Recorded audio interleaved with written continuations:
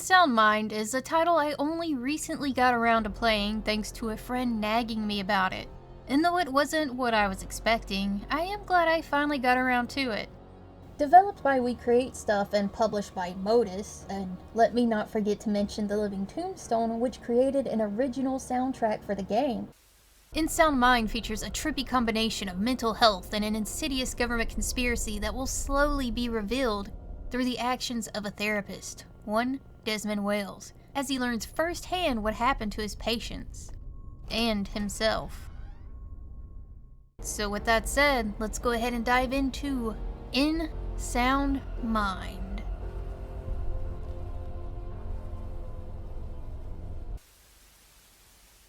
In the beginning, our protagonist, Desmond Wales, wakes up in a basement, unsure how he got there. What happened? It's a common trope from many a game genre, but in this particular game, there's a good reason for it, which we will come to find out. There's a bit of puzzliness Desmond will have to engage in during his excursions, and figuring out how to leave the basement will give you a small taste of how things to come will be. Down here, we'll also see a leaking barrel of this iridescent purple toxic sludge that will feature very heavily as we progress further. Not just in sludge form, but its hue will be present everywhere, including certain notes that'll pop up that seem to be addressed directly to Desmond. Once we've managed to access the elevator, we can only head to the second floor for now, and on our way up we'll catch our first glimpse of the Hat Man.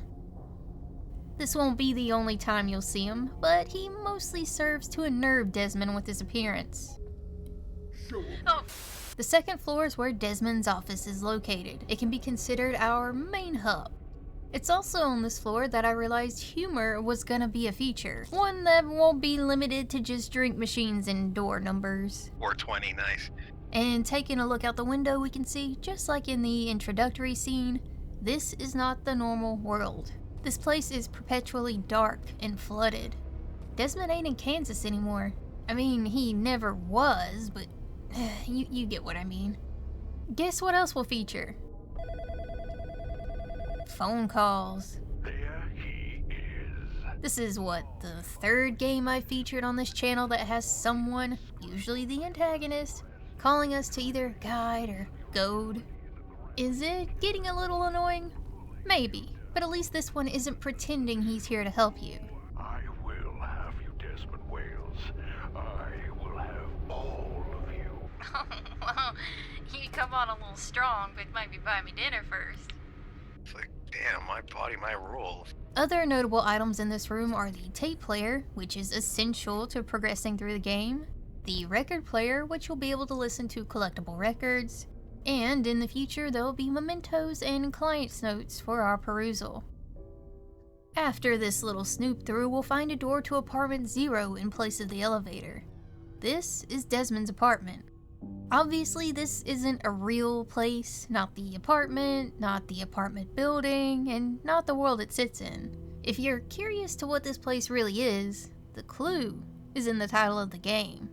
But the real question isn't where are we, it's why are we? Getting an answer to that question is the whole point of the game, and our first step to getting that answer is to step through the white door. For everything. You're a real cool cat. Inside is Desmond's apartment. Nothing really stands out, it's just a normal apartment. Ugly and yummy. Eat it before it eats you. That's what I say to all my dates. Though, there are two things you should pay attention to. One is the Meyer pharmaceutical letter that can be found on a side table. It's just a standard marketing letter that gets sent to all the residents when a new business comes to town. The contents of the letter isn't what's important here. It's the name, which will come heavily into play later on. The other thing is the thing we need to retrieve to continue on, which is a white tape labeled Desmond.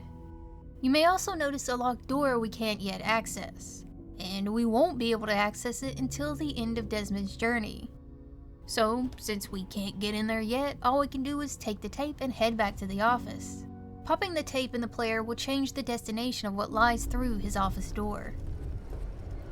This particular time leads us to a sort of in-between place. A place like this will be present before the destination of the other tapes as well.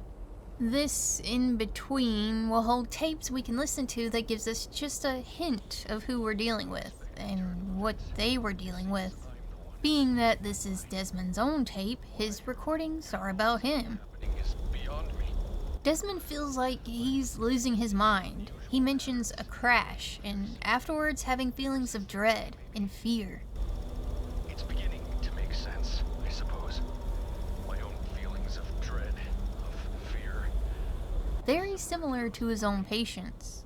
His patients, who he puts it, are... We're dropping like flies. and mentions one by name, Virginia. Oh, poor Virginia.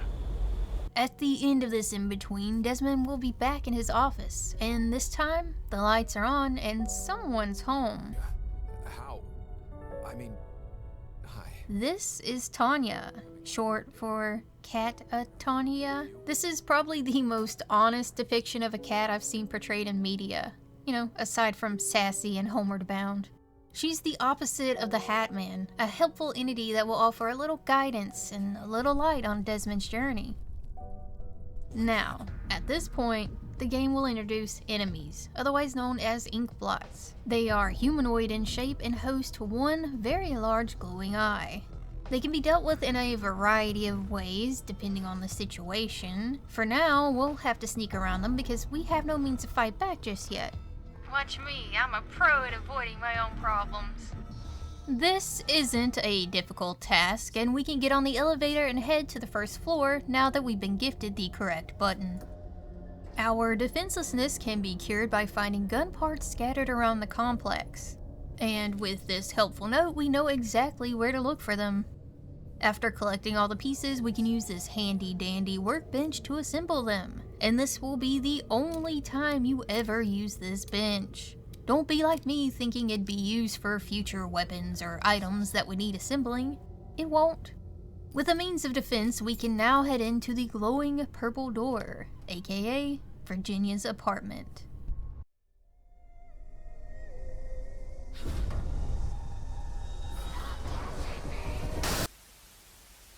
Each apartment tells a story of its occupants, from the decor to notes and notices that can be found within. Virginia's apartment is fairly orderly and clean, aside from the broken glass and police tape. Her handmade plushies decorate the interior along with some poetry and notes to remind her to keep going. A receipt for a doctor's visit tells us Virginia had to get stitches at some point in her life, and with it being signed by her mother, we can guess this was from when she was still a child.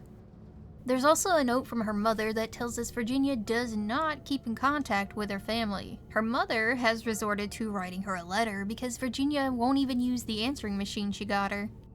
She also demeans her daughter's choice to make toys as a way of living and wants her to get some other type of employment. Her father seems to be fine with paying her bills when it's needed, but her mother isn't having it.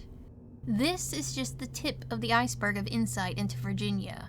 But we'll come to see that her mother plays a heavy role into where Virginia's tape leads. One more thing to note is the notice from the Edens Grove grocery store, noting how it's closing up shop. Every note plays some importance, so keep this in mind.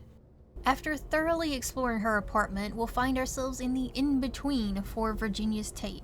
Just like before with Desmond's, we'll be able to listen to a few tapes of her conversations with him to gain a tad bit of insight on his client. These tapes seem to indicate that Virginia was upset that the Eden Grove's grocery store was closed down, and that she was now forced to shop at the new superstore, Homomart. Makes me really sad. Am I crazy? I am crazy, right? This isn't just a distaste for chain superstores that causes her anxiety. It's the fact that it's out of her comfort zone. Get my food at Homomart. I won't. As even when Desmond tentatively suggests she shop outside of Milton Haven, she refuses. No, that's even further outside where I feel safe.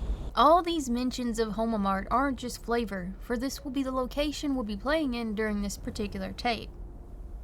Once we make it to the door at the end, that's where we'll find ourselves, in a dark and empty big box store.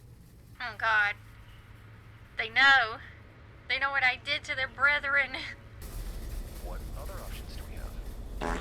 As we make our way through, it won't take long to come upon the woman in question. Only now, she's more like a wailing banshee than a human, otherwise known as the Watcher. And she takes particular offense to being looked at.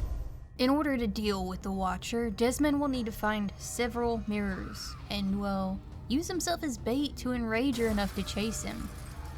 After breaking the first one, we'll get a mirror shard. This is a very versatile item, something we'll be using to cut all the police tape, break vents, and wooden barricades. And its best use, finding secrets. But why exactly do we need her to break these mirrors? Why do we need her to see herself? Why does looking at her anger her so much? Somebody's watching me. And why does her reflection cause her pain? And why is this taking place in a department store? There aren't a ton of notes or obscure references we need to figure this out either. The tale will unfold as we play. Though it does help to read some of the notes, particularly all the pieces of the police incident report we can find around the store. To summarize this police report, it seems that Virginia had issues with being seen in public, and seeing her own reflection. The change of going from a smaller, less populated store to a big box store full of people caused her to have a panic attack, and the reactions of the other customers seemed to have made it worse. She began breaking things, and then sadly ended her own life with the use of a broken shard of mirror glass. But that just tells us what happened here, not how these events came to be in the first place. To figure that out, we'll need to find this dollhouse, which we can do with the help of our local friendly mannequins. These guys are the real MVPs. Not only will they appear with exactly what we need, but they'll even give you directions and a helping hand. Best mannequins ever. But this tape is about Virginia, not the helpful mannequins. So back to the dollhouse I mentioned. We'll need to figure out the dolls representing her family and place them in the correct room according to this little poem. Once we do, we'll find out a little more to the story. When Virginia was young, she had been playing with her mother's makeup. However, something happened that caused her to accidentally pull the mirror she was using down on top of her, which inflicted an injury. The taste of blood and lipstick stayed in her mouth until the very end. Obviously, this has to be some kind of head or facial injury, and due to her not liking people looking at her, or her own reflection, we can pretty well guess which. But there has to be more to this, and, well, there is. Once we've gotten her to break the last mirror, it seems Desmond has finally gotten through to her, enough for her to be at rest, I suppose.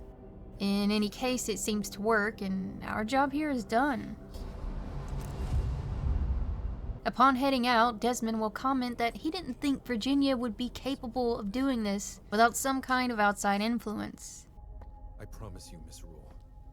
After leaving the store, we're back in the in-between, where there will be more taped conversations we can listen to. Talk about the scars. My face. These further explain that, as a child, Virginia's mother would enroll her to compete in child beauty pageants, something Virginia doesn't sound like she cared for. Little Miss whatever the hell.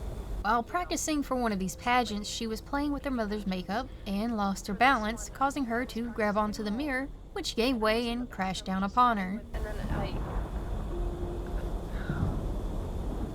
Sorry. Her mother, however, made her go out in public, to the pageants, to school. She wouldn't let her hide away, and Virginia hated her for that. Virginia hated the way she looked now. She hated how everyone judged her and looked at her with pity. Without further thought, it almost seems like her mother was trying for the get back on the horse again treatment. She didn't want her daughter to get in the mindset of hiding away from the world. However, when returning to Desmond's office, we can read Virginia's patient file, which mentions that she suffered verbal relating to her appearance and performance. It doesn't specifically state that this was from her mother, but knowing what I know about these pageants, it's a possibility. And even if it wasn't her, she still knew about it. Either way, it was the compounding of performing in these pageants where people would stare and judge, along with the verbal and then the disfigurement of her face, that caused Virginia to have major anxiety about her appearance and what other people thought of how she looked. But there has to be more to it, as at the bottom of this report is an addition written by hand. Heightened sense of anxiety as of late, increased sense of an unknown dread and fear. There's something more at play here, something that sent Virginia over the edge. Desmond might be in the same boat, because when he tries to leave the room, his cat will start talking to him. Why, I did, of course.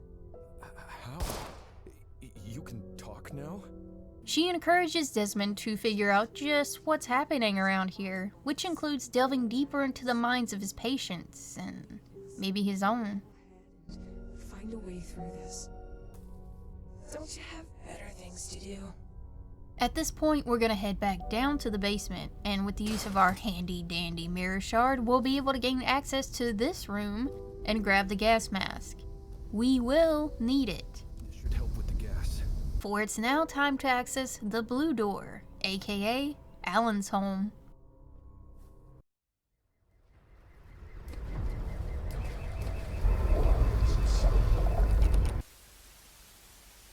Alan's home is decorated in an almost nautical theme.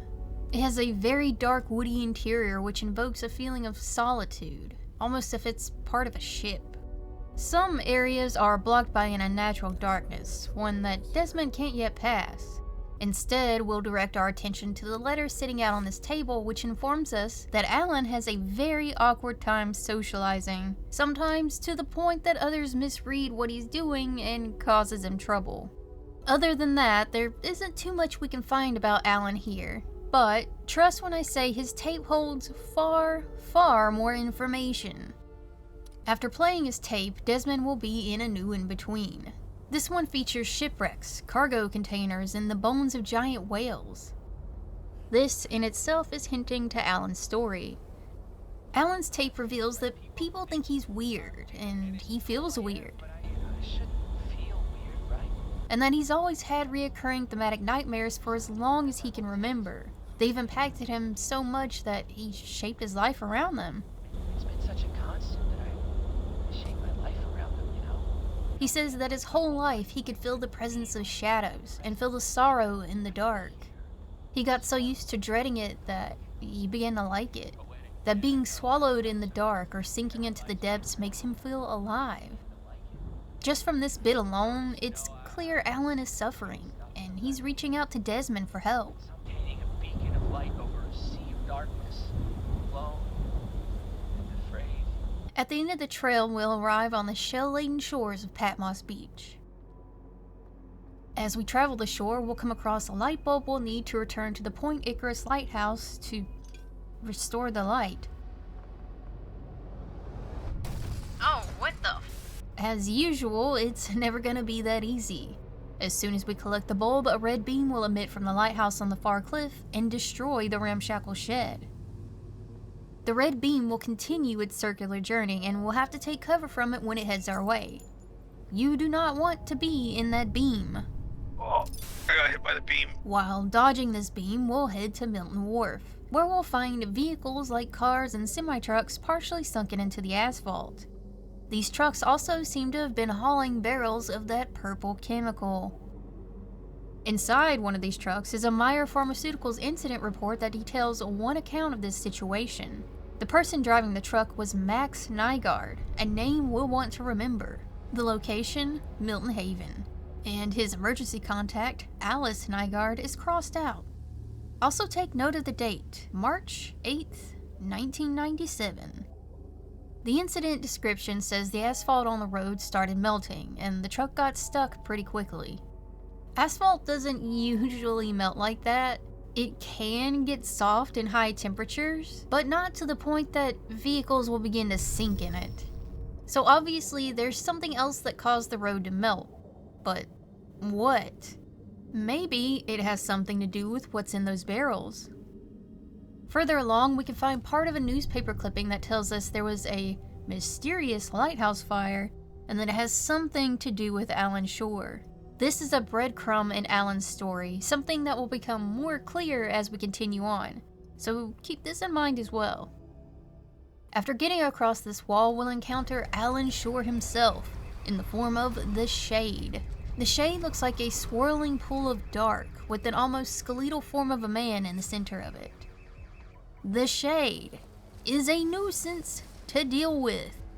How the f I deal with that? If you get caught in a circle, you'll begin to sink to the ground and take damage. And standing on cars won't help you for long, unless you're in the light. The Shade hates the light. After managing to make it to this burned out house, we'll get a lot of use out of the mirror shard. Like I said before, it can reveal hidden objects the normal eye can't see. Some of these objects will be oil cans, which will be used to fuel the lanterns and banish the unnatural darkness. Yeah, not like that. Burned scraps of paper can be found in here as well, and tells us that Alan was seeing shadow people and mentions he managed to find a flare gun, something he would use to bring light into the darkness. Seeing as how we're in a burned out building, we can guess what happened when he used that flare gun. Furthermore, examining the walls reveals that a ship crashed, and all of this has something to do with the lighthouse. After grabbing the key, we'll have to escape from the Shade again and make our way into the far building. In here, there's a note with some redacted words. Curiously, it begins with addressing an agent and talks about those containers of the purple stuff. And has a government stamp citing it's from the United States of America Central Intelligence Bureau. Governmental conspiracy, anyone? After a quick trip around the cliff while the Shade throws projectiles at us, and a quicker trip down to the water's edge thanks to our friend the Hat Man, we'll be in the area where the ship ran aground. Once we battle through some enemies and find the wrecked ship, there will be a CIB letter warning us not to go into the ship. The purple chemicals are leaking everywhere, and that they are very dangerous, very flammable, and will get you very high. We'll find out just how true that last statement is when we head inside. Eventually, Desmond will find himself in a very trippy situation, and will be forced to run along these floating cargo containers while a fully intact whale skeleton swims overhead. And that's not all. We'll also see balloons, a giant key, and Jorge. Jorge, my man. Once that trip is over, we'll head inside the Thanatos and see shadow people. Maybe this is the same ones Alan said he saw. Then, we'll be treated to experiencing the ship crashing against the shore. Now, we'll get our hands on the flare gun, one just like Alan said he found upon this very same ship. This will be used to disperse the unnatural darkness that blocks our way. And if things couldn't get weirder, we hear a new voice, distorted and staticky, while the environment seems to glitch for a moment. Yet another mystery to add to the pile. After an action movie-esque escapade of riding a falling crane down to the roof of a warehouse, we'll eventually find yet another CIB letter. All in all, it seems after the road incident mentioned by the Max Nygaard report, the CIB decided to focus on damage control, which includes hiding the barrels around multiple locations in Milton Haven. We know that one of those locations is the quarry from another note found on the aforementioned crane. And the last is a redacted park. Including redacted park. Signed redacted. Making our way back to the area we originally found a burned out building, we can now clear those barrels with the power of our flare gun, and actually venture into the other half. And inside, we'll find out more about Alan Shore. Alan seemed to have been under a lot of mental duress for a long time. He mentions back in high school he used to hide in the photography club's dark room because the red light comforted him. This explains why the light from the lighthouse is red. And there's a note that may lead him to Virginia. He believes he dreamed about going to Homomart and a woman with a bloody neck threw glass at him. But he isn't sure if it's a dream as he hadn't slept in 3 days. Well, it had to be a dream, or a vision of some sort, because by this time, Virginia was still alive. Corroborating this fact is another newspaper in this very house that is dated March 20th, 1997. It is titled, "What Really Happened to Alan Shore?" It goes on to explain that before the fire, Alan called the police and mentioned men in black going to and from the ship. Alan may have been correct about that considering the CAB orders we found near the ship. It also says he's currently in a coma due to the fire he set in the now burned out building. A fire he set only because he was trying to banish the shadow man he thought he saw. And then there's an eerily familiar quote. "I don't think he's capable of doing something like that," was the answer of an acquaintance of Alan's when asked why he would burn his house down. This fire caused Alan to go into a coma and is still in critical condition. With all that said, this fire that sent him into a coma happened before the 20th of March, 1997. In a previous newspaper that mentioned the fire, it was dated March 13th and stated the newspaper learned of the phone call Alan made the Monday of the previous week. We don't know how long it was between that phone call and the fire, but we do know the fire was before the 20th. The police report found in HomeMart is dated March 26th, 1997. Considering these police reports are probably written the same day of the incident, we can say this is when Virginia met her end. That leaves in the very least a week, likely more than that, between Alan's coma and her death. How did Alan have a vision of what's to come of Virginia before it ever happened? In fact, how do you have a vision of Virginia at all? Questions, questions, and more questions. In any case, we're now at the point of finishing Alan's tape. All we have to do is replace the light bulb in the lighthouse and power it up. Once those conditions are met, the shade will appear in the lighthouse, where the light will sink into him, bringing light into the darkness, just as Alan said. He'll call out for Desmond's help. He doesn't want to be afraid anymore. It's clear that Alan wants to be saved from the darkness, and Desmond is there to give him a hand. Alan had a lot of troubles. His fear of the dark manifested early, and his parents heeded to his wishes, which likely exacerbated the problem. As a teen, Alan lost his parents and lived on his own for a while before moving to Milton Haven. After arriving, he finally reached out for help. He wanted to stop being afraid all the time, and Desmond was helping him work towards that. However, one unlucky night undid everything he was working for. The lighthouse bulb suddenly stopped working, and an unexpected ship ran aground not long after. Alan ran to the wreck of the USS Thanatos to see if anyone needed help, and instead was exposed to the leaking contents of the shipment. Whatever this chemical was exacerbated Alan's fears, made the shadows come to life in his eyes. This fear caused him to pick up a flare gun he found near the wreckage and make a desperate call to Desmond. While on that call, someone knocks on his door. Whether he thinks these are the men in black or the shadows, I don't know. But whatever it was scared him enough to shoot the flare gun off in his house to banish the dark with the light, which caught the building on fire. Alan didn't succumb to his injuries, but he didn't make it out unscathed, and he's still in a coma, and still in critical condition.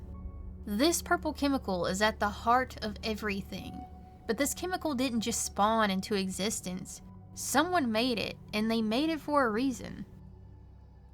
Back at the office, Tanya mentions that the place is becoming unstable, and the water outside is rising. All the more reason to keep going and get to the bottom of this.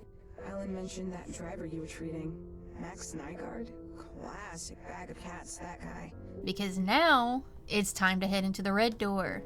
Max's door.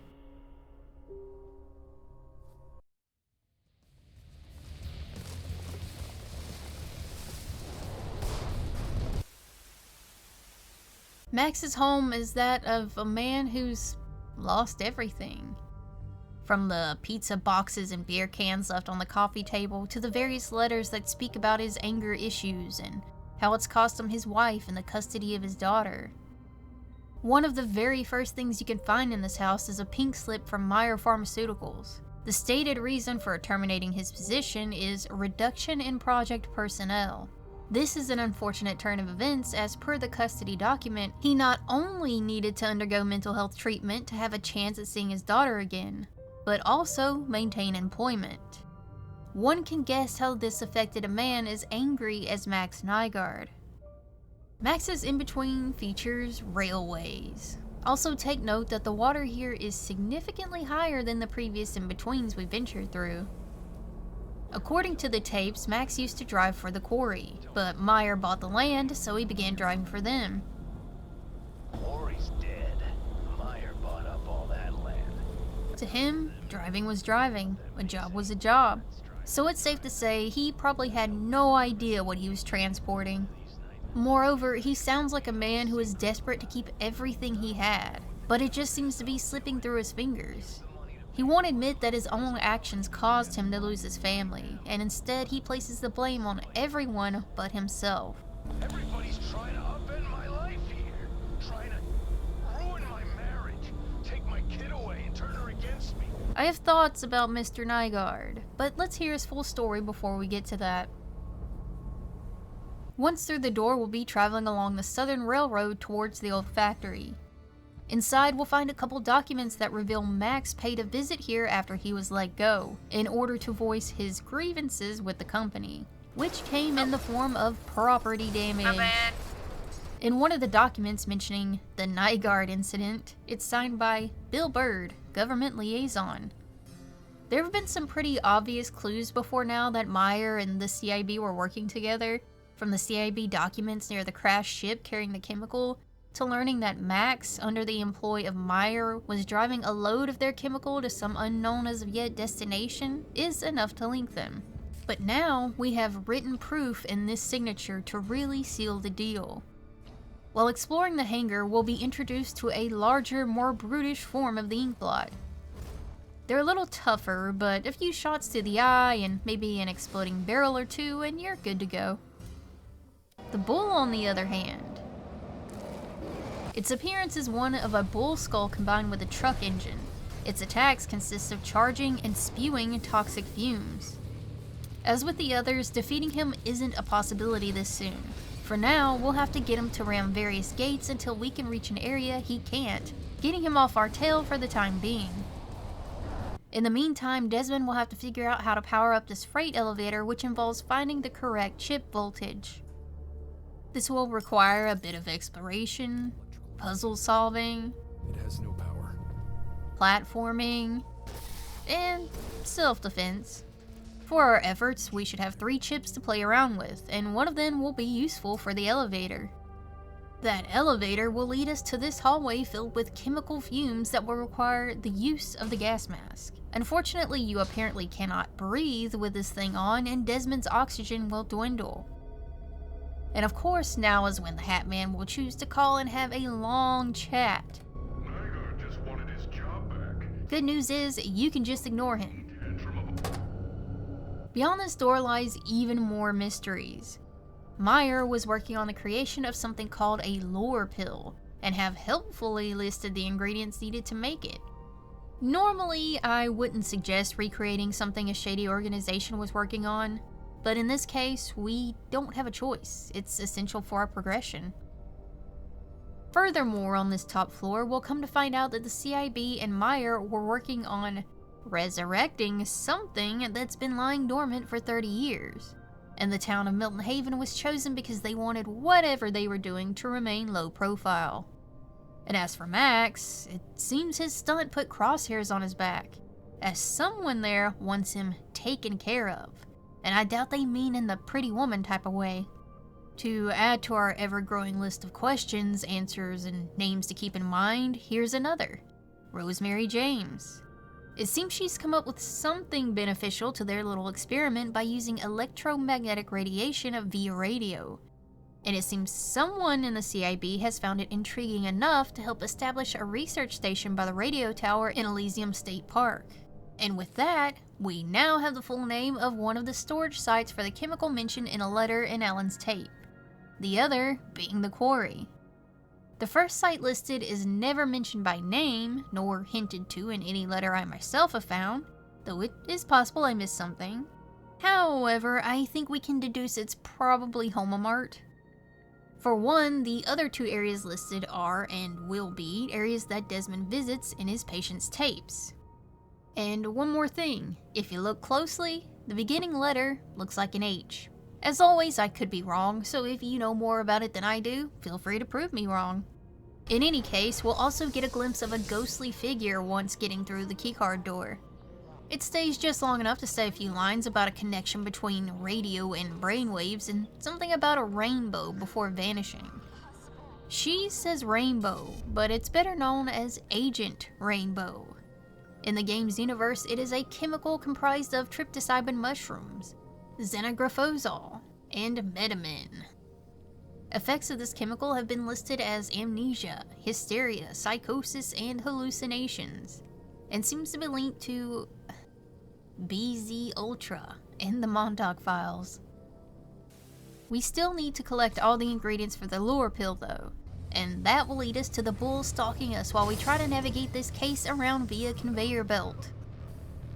Now we can grab the last ingredient, which seems to be some kind of rare pheromone that only occurs in 7% of known beetle species, and apparently is highly illegal and highly dangerous to harvest.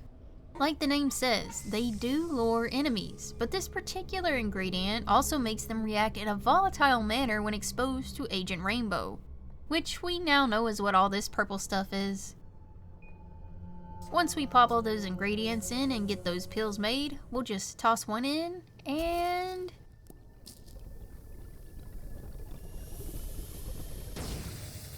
But that's not all. You can also take them yourself, which will provide some healing and give you a little boost. That'll come in handy when we need just that extra bit of speed. With the use of these pills, the way out will be cleared by Max himself. Before the final showdown at the quarry pit, there's one more piece of information to be found. According to this letter found in the tunnels, Max dropped someone off at the tunnels before he began his quarry rampage. This person was supposed to have a clandestine meeting with another, but it isn't clear if the other party ever showed up. In any case, that's another piece of this puzzle, another character on the board. Down in the pit, Desmond will be putting in overtime on leg day. The goal is to drain the pit and reveal the pillars holding up the cages full of stones. Then get Max to knock them down on top of himself. He'll give up once that task is done and tell Desmond to hook him up to the truck found in the center. His ending, like the others, is pretty sad.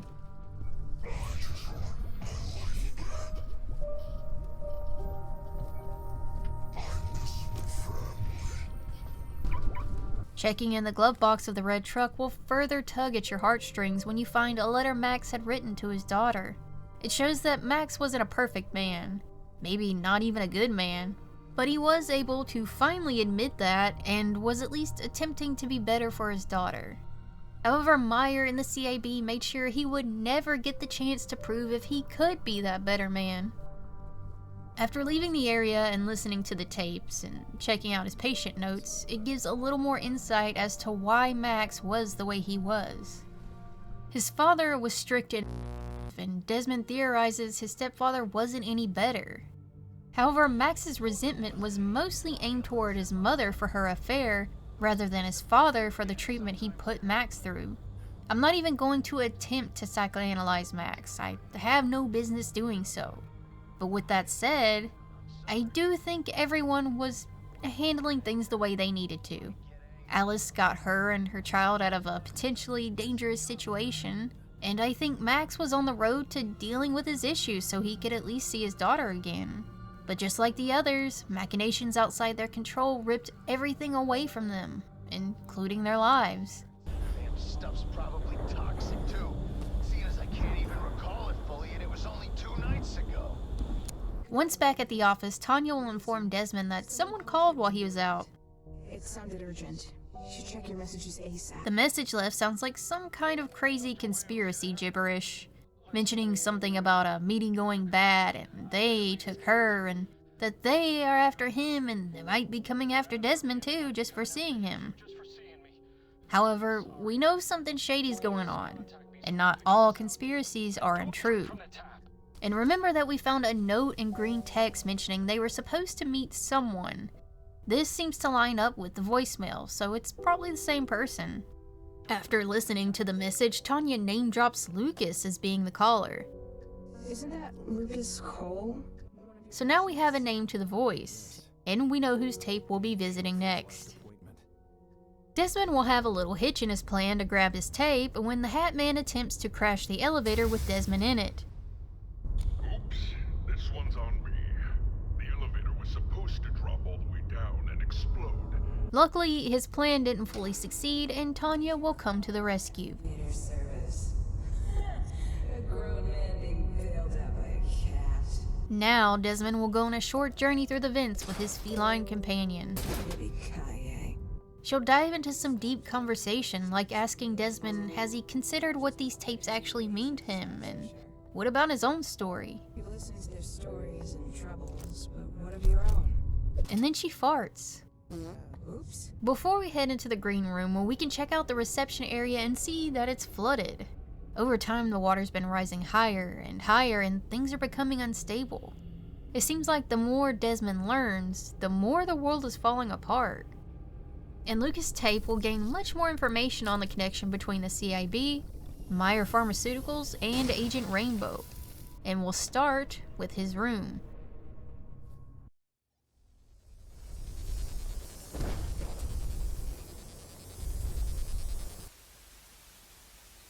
Inside Lucas' room, we can see that he's been investigating Meyer Pharmaceuticals. Milton Haven isn't the only place they've been operating in. He has information that shows this isn't a new thing, that this may have been a long-running scheme starting all the way back in the 1940s, and mentions MK, Montauk Files, in the Philadelphia shipyard. Wait a minute, MK? Thought it was supposed to be BZ. Mistake? Separate operations? It doesn't really matter in the end. The more interesting find is he was investigating the rainbow herbicides, which, by the way, are a real thing. Agent Orange is the most well-known of the bunch, but there were many others named after different colors, hence the title Rainbow. However, I think that's the end of the link to the real-world ties, as the current Agent Rainbow isn't used for defoliation. Its use is definitely mind control related. Grabbing Lucas' tape and venturing into the in-between, we learn that Lucas served in the military, and in his time doing so, he learned about a lot of shady dealings going on. He's tried to talk to other therapists about the situation, about what he learned, but no one ever took him seriously and just believed he was crazy. But he's willing to try again with Desmond. All Desmond has to do is listen. I hope you'll take it seriously. Take me seriously. And don't give me that look neither. Just let me do the talking for a bit, okay? Lucas' tape will take us to Elysium Park, one of the locations that Agent Rainbow was being hidden. Interestingly, our mysterious caller is now calling himself Rainbow. As Desmond makes his way down the road, we'll see trees felled in the distance and observe a very large automaton is the reason for this. Bigfoot alien. But we can worry about that in a moment. Right now, we'll need to head to Lucas's cabin for more information. Inside, there's a note that mentions he made contact with a scientist working on Agent Rainbow. The scientist can give him documentation that will expose the entire experiment. Circling back to the phone call and earlier note, the scientist is probably the person he was meant to meet, yet never got to. Checking out the personal log of Rosemary James seems to confirm that she was said scientist. In her personal log, she explains that ever since she listened to the deposition of a radio man who survived an encounter with Agent Rainbow in the late 60s, she knew there had to be a connection between radio waves and the way the chemical affects the brain. She goes on to state that it's a little known fact that the brain emits electromagnetic radiation, brain waves, just like the radio does. The difference in frequency is so great, however, that the two never interfere with each other. But with Agent Rainbow, that's no longer the case. Agent Rainbow brings all the dark, repressed parts of the personality to the surface and gives it form. Facing something like that in such a sudden way is a truly horrifying experience, leading to accelerated mental degradation, followed often by death. And there it is laid out in plain text, the reason Desmond's patients seemed to suddenly go off the deep end. They were all exposed to Agent Rainbow, and this fear-based drug manipulated their minds against them, causing them to act in a way they never would have normally. It called their darkest demons forth and left them with no defenses against it. The drastic actions taken by Virginia, Alan, and perhaps even Max was not their fault. They were victims to Meyer and the CID schemes, and Rosemary was a part of that. We aren't done in here yet though, as there's a radio device Desmond can find that can be used on anything transmitting radio waves, which will mostly be used to open gates, but can also be used to damaging plots. After alerting the Watcher with Lucas' taste in music, Desmond will be able to leave the cabin once the coast is clear and begin making some progress through this park. During some parts of the area, we'll come across helmets propped up on sticks. Appropriate for after passing them, Desmond will see the sky light up red, and the area will change into a battlefield scenario, complete with explosions and barbed wire. Once he reaches the bunker at the end of the road, the vision will revert back to, normal?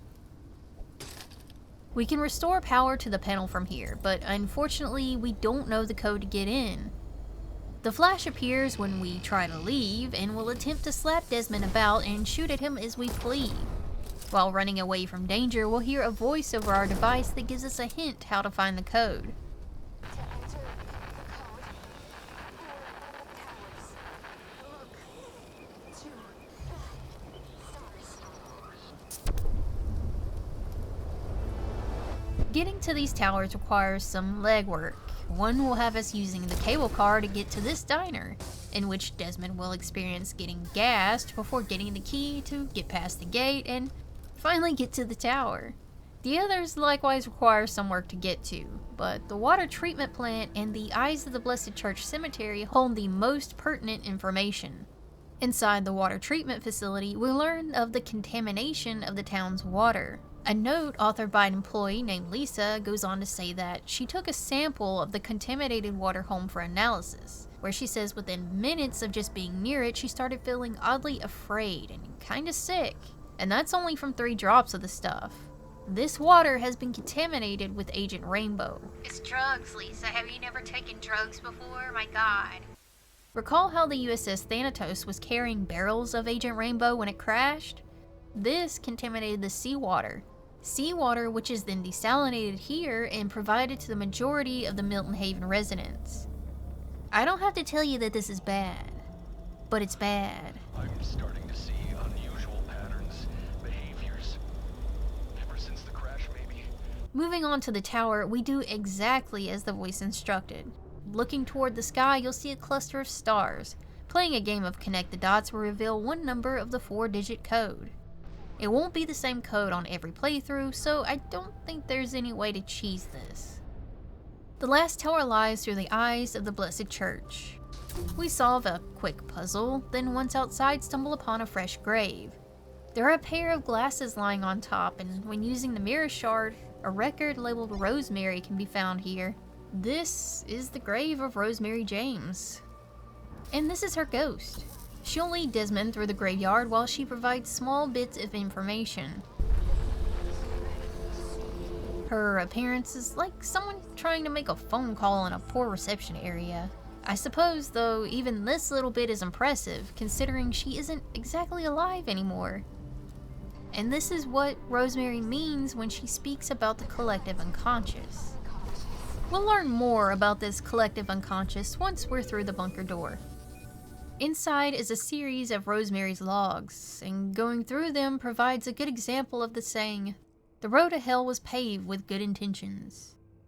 Rosemary genuinely thought that her research would be more of a benefit to mankind than anything else. She was thinking of saving lives. We can make it work, make it stable. It could mean the end of conventional warfare. After being confined to the bunker after the ship crash, she began hearing voices over the radio. And this is when the idea of the collective unconscious forms. What will happen if I talk back? Those voices were those affected by Agent Rainbow, which was turning them into walking radio towers, constantly uploading and downloading information to this collective unconscious. The people I've spoken to through the radio, they were able to describe to me in vivid detail places they've never been to, and people they've never met. Her naivety didn't factor in just how her research could be misused. Not until it was too late.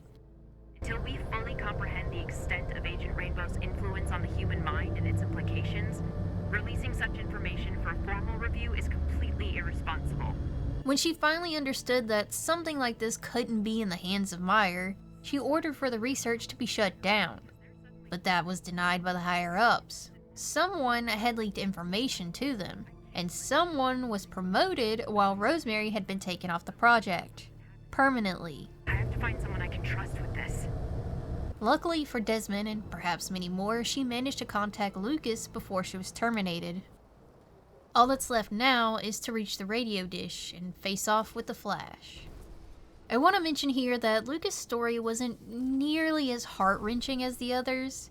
His story is tragic, a military vet that saw too much, with no support coming to Desmond because, damn, he just wants someone to believe him. But he's still alive and well. This isn't a bittersweet ending, because Lucas' tale didn't end in destruction. His tale didn't end at all. In fact, he's the lifeline Desmond needs. I'm hanging in there, but I could use your help. Can you get to my office? I read you loud and clear, brother. Help is on the way. Lucas served as a radio man overseas and during that time was exposed to Agent Rainbow. However, he survived the encounter due to his career. Being surrounded by radio waves seemed to cull a majority of the chemical's negative effects. That, however, didn't save him from other effects of war, such as PTSD. No one seems to believe him when he speaks about seeing monsters during his stint overseas, but Desmond is hesitant to label him with psychosis. His tales, although absurd, sound convincing. Lucas may be paranoid, but he has a good reason for it. He even mentions to Desmond how lax his security is, something Desmond makes no comment on at the time, because he had recently suffered the loss of Tanya. I saw you bury her by the old church. I wasn't gonna say nothing, but Yes, I am sad to say our dear tooting cat has passed on.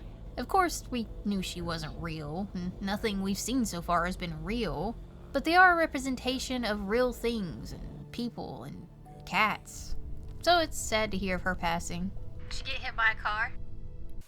Now that all of his patients have been covered and he's figured out a lot of what's going on, it's time for Desmond to face off against Agent Rainbow himself. Know who's calling? And time. You crazy son of a gun. You did it.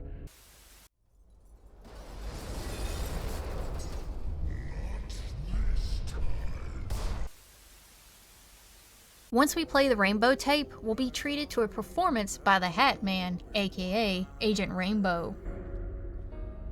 You know what's wrong with you. A lethal case of deja vu. Agent Rainbow's tapes aren't of a conversation, they are a conversation, one that Agent Rainbow is having with Desmond right now. Fortune and regret. There won't be an onward. Only sweet, eternal death. Agent Rainbow is his inner demon. It's his darkest thoughts given form inside of his own mind. You failed all the way to the top. Agent Rainbow gives voice to all those insecurities Desmond has about how he views himself. Everything you don't want to be. Your fears, your guilt, your paranoia, your horror. Agent Rainbow will call himself a hero and Desmond the villain because it's manipulating the thoughts Desmond has about whether he's helping his patients or hurting them. Is he the villain?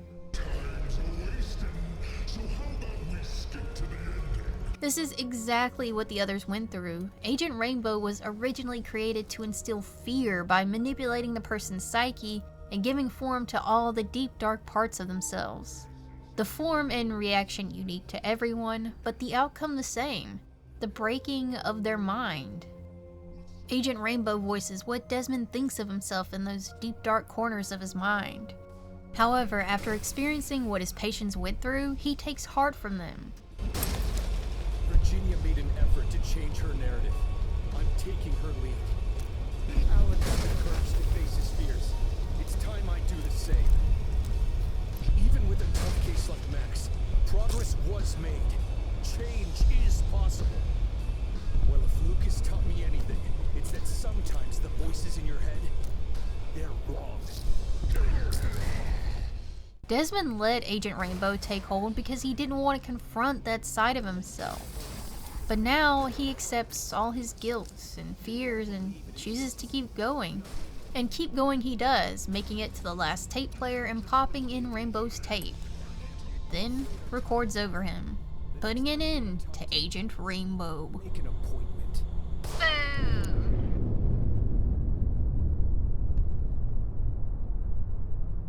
We're at the end now, and only a few bits of information on Desmond himself are left to discover. Tanya will give him the key to the locked door of his apartment, stating that she thinks he can handle what's in there now. Within his room, we can snoop around and learn that Desmond had been seemingly feeling some of the subtler effects of Agent Rainbow. Aside from his dark thoughts, he also noticed an odd smell in the building. I believe he was exposed to the contaminated water like many others were, and it was putting him on edge. The further we look will further explain the mindset Desmond was in before all of this happened. First, he deeply misses his cat, Tanya, whom unfortunately passed away because Desmond didn't know lily flowers were highly toxic to cats. She was a big part of his life, and her loss was felt keenly.